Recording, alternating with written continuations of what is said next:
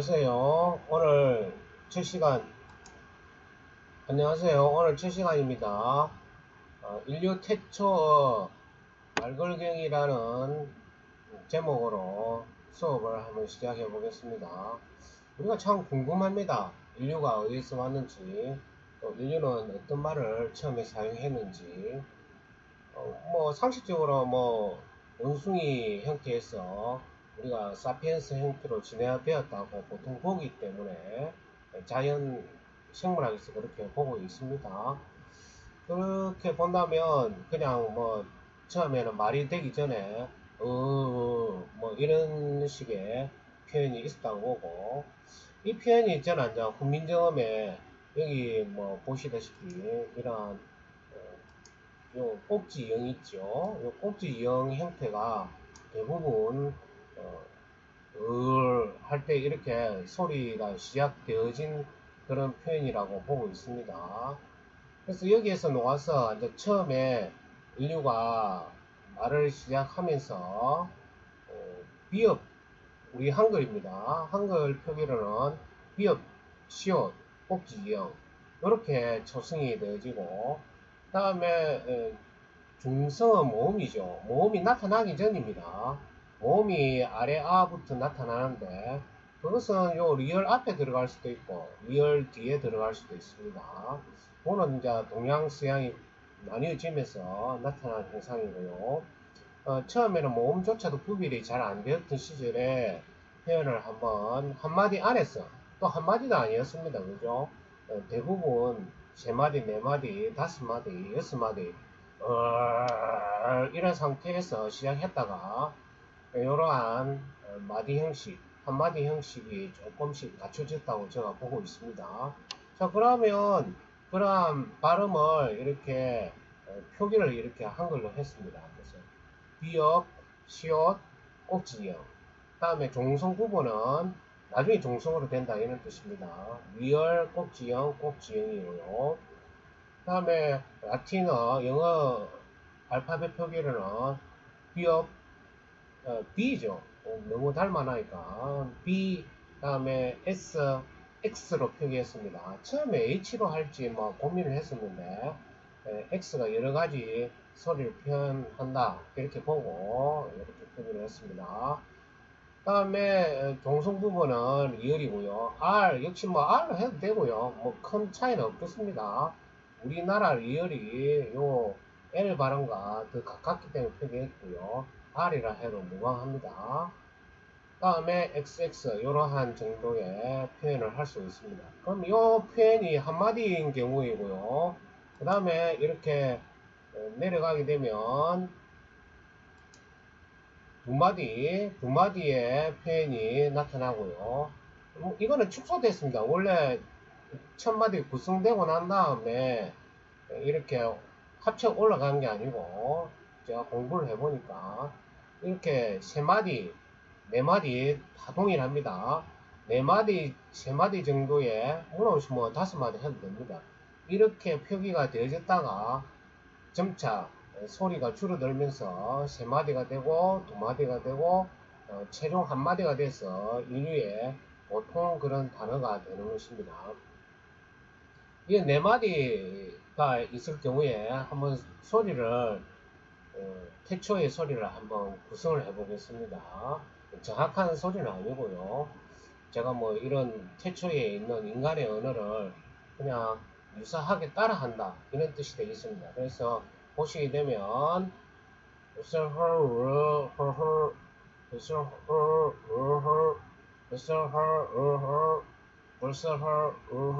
이렇게 됩니다. 이 꼭지 이형은 차후에 기억도 되고 히읗도 되고 니은도 되고 디귿도 되는 그러한 태초의 소리 표기가 되겠습니다. 이게 훈민정음 안에 들어있어 가지고서 태초의 언어를 추적할 수 있습니다. 이게 참 대단한 그런 표기죠. 원래는 영어 라틴어의 X에 해당되는 표현입니다. 가림표에도 X 넣어가지고 많은 그런 논쟁거리가 되죠. 저는 가림표가 있다고 보고 있는데, 이거는 계속 논쟁해야 된다고 보고 있습니다. 자, 우리나라 말 가지고서 그러면 구체적인 예시를 한번 들어보겠습니다. 현대어로서 추정이 가능해야 그게 실제 태초라고 볼 수 있는 것이죠. 그래서 이렇게 세 마디 구성이 되어져 있을 때 우리나라 말은 보글보글 끓이다. 뭐 다 아시는 편이죠. 보글보글 끓인다인데 이 보글보글은 원래는 비읍 시옷 기억이었습니다. 그래서 기억은 항상 비읍 시옷 기억이었고 마찬가지입니다. 기억은 시옷 기억입니다. 그럼 어떻게 명확하게 알 수 있느냐? 이거는 우리 그 조선시대 때 비읍 시옷 기억 세 개의 초성을 했습니다. 뭐 모든 단어에 했던 건 아니고 고대에 내려온 단어들 중에서 비읍 시옷 기억 혹은 비읍 시옷 디귿 이러한 표현들이 남아 있습니다. 그래서 훈민정음에 이렇게 남아 있는데 때라는 단어에 남아 있고요. 그 다음에 뭐 예시 단어에는 뭐 꿀이라는 단어도 이렇게 남아 있습니다. 뭐 태초부터 꿀을 할 때 우리 한국인이 꿀이라고 표현을 할 때 비읍 시옷 기억으로 표기되어 있습니다. 지금 우리나라 말로서는 확인을 하실 수가 없죠. 자, 그러면 비읍 시옷 다음에 그 기억 부분이 원래 태초에 이렇게 꼭지 이형이 있을 것 같다 이런 뜻이 되겠습니다. 기억도 되고 니은도 되고 디귿도 되는 그러한 표현이고요. 그래서 구성을 이렇게 돌려서 그대로 돌려보자면 이거는 현대의 우리 발음이죠. 표시를 한번 해보자면 이것은 우리 현대의 표기고요. 현대의 표기가 되어 있고 다음에 저 위에 있는 표현은 이렇게 위에 있는 표현은 고대의 표현을 한번 이렇게 확인해 보실 수가 있습니다. 자, 그 다음에 맨 위에 있는 것은 뭐냐면 이러한 태초의 표현이 세 마디에서 이렇게 원래 네 마디였다가 세 마디에서 이렇게 줄어들었다 이런 표시가 되겠습니다. 그래서 보스헐 옛날식으로 표현하자면 보스헐 보스헐이다 이렇게 표현을 할 수가 있습니다. 자, 그런데 이렇게 표현을 했을 때 여러분들이 보시다시피 보글보글 끓이다 끓다 이러한 현대어가 되는 것이고요. 그러면 여기에서 표현을 확인해 보셨는데 자, 밑에 내려가 보자면 좀 아직 하지 않네요. 양해를 부탁드리고요. 자, 여기에서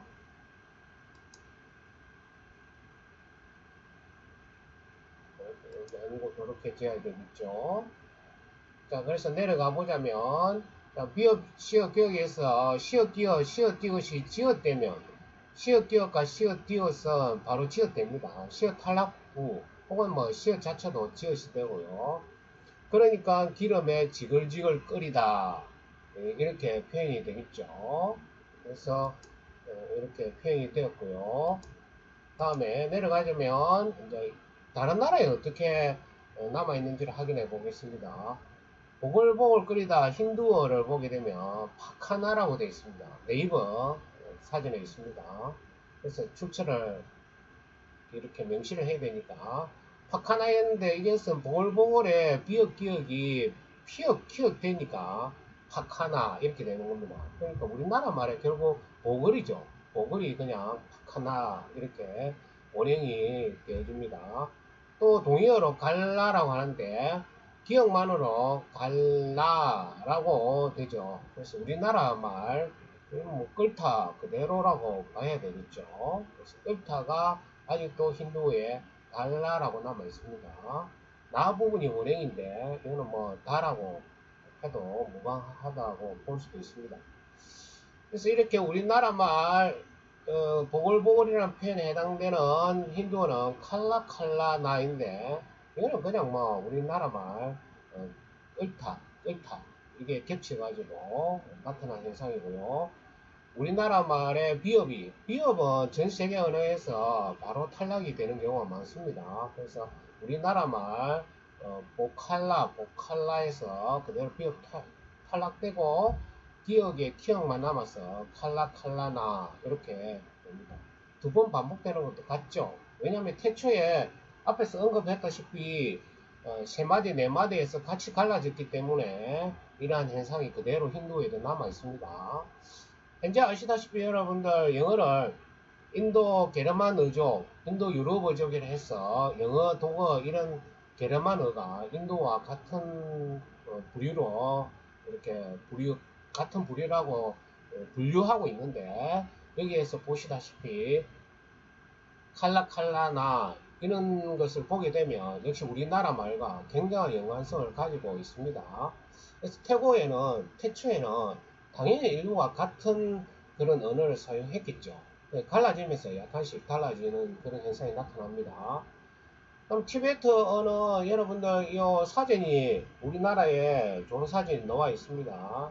전재승 편지인데 이 사전에 보시게 되면 놀라울 정도로 우리나라 말과 티베트는 닮아 있습니다. 고대에 뭐 같이 있었다고 누구나 추론할 수 있는데 물론 뭐 언어가 달라지다 보니까 뭐 한자어 계통과도 좀 이렇게 결합이 되어진 단어들도 많이 있고요.